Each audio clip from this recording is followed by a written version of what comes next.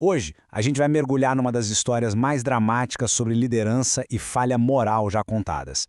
É uma daquelas narrativas que atravessam o tempo, sabe? Sobre como as decisões privadas de um líder super respeitado podem, de repente, levar a uma queda pública e trágica. Vamos lá?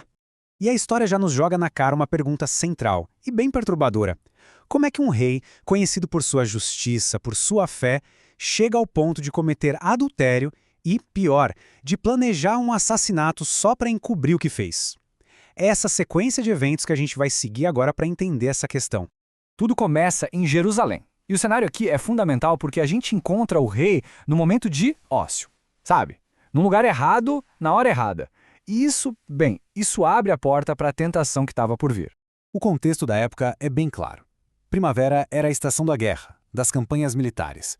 Era um tempo de dever, de liderança no campo de batalha. O lugar de um rei era lá, com seus soldados liderando a nação. E aqui está o detalhe que muda tudo. Em vez de cumprir seu dever, Davi fica para trás, no conforto do palácio. Essa única decisão de escolher o conforto em vez da responsabilidade coloca ele num caminho muito perigoso, longe das suas obrigações e dos seus homens. E a partir dessa ociosidade, a gente vê uma progressão de atos bem clara e deliberada. Não foi um deslize acidental. Ele vê a mulher, ele pergunta quem ela é, ele descobre que ela é casada com um de seus soldados mais leais e, mesmo assim, ele manda que a tragam. Cada passo é uma escolha consciente que o afunda mais e mais no erro. E claro, as ações de Davi têm uma consequência imediata, que não dá para negar.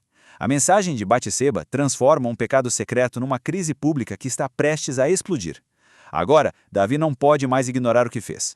A primeira reação de Davi não é arrependimento, mas sim controle de danos. Ele imediatamente começa a bolar um plano para esconder sua transgressão, usando sua autoridade de rei para manipular toda a situação. O plano parece simples, né? Primeiro, ele chama Urias de volta da guerra. Depois, tenta mandar ele para casa, na esperança de que ele durma com a esposa, o que daria uma cobertura perfeita para a gravidez. Quando isso falha, ele apela, convida o soldado para um banquete e tenta embebedá-lo. E o que é realmente interessante aqui é o contraste gritante entre os dois homens. Enquanto o rei busca seu próprio conforto e prazer, o soldado demonstra uma lealdade inabalável. A integridade de Urias, sem que ele saiba de nada, frustra completamente o plano enganoso do seu rei.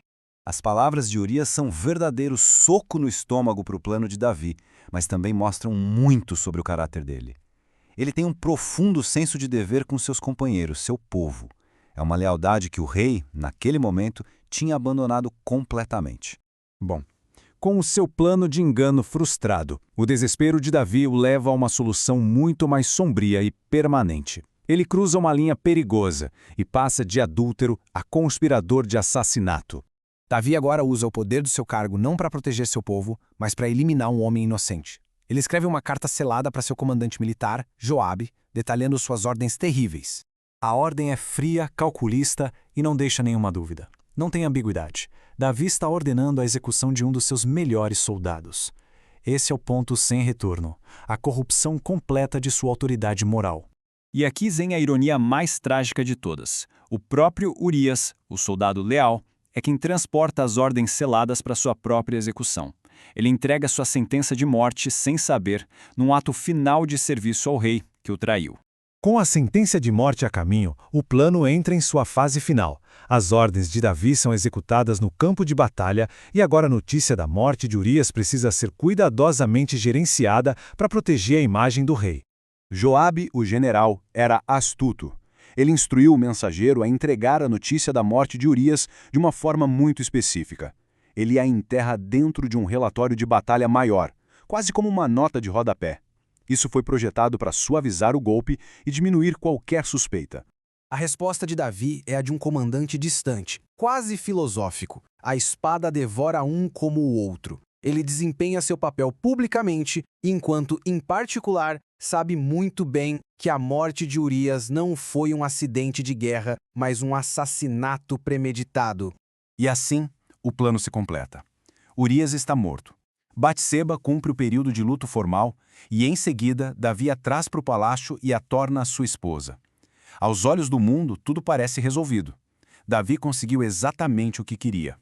Mas a história não termina aí. O texto nos deixa com esta frase final que é de arrepiar. Não importa o quão bem o crime foi encoberto aos olhos humanos, ele não passou despercebido. Essa única frase serve como veredito final e prepara o terreno para o julgamento que viria a seguir. E uma pergunta permanece no ar: pode um líder verdadeiramente escapar das consequências de suas ações?